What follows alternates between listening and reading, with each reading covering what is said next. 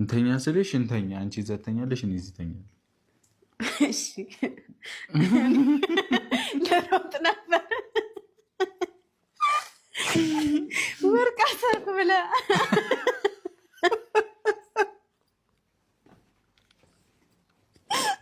ልታታልለኝ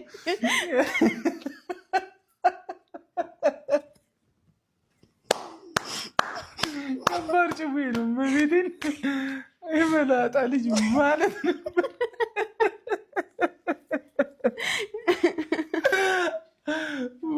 ወደ ፈላጭ ወርቅ አሰርኩ ብለህ ሊበላ ማሬ ወለላ ሊበላ ብለህ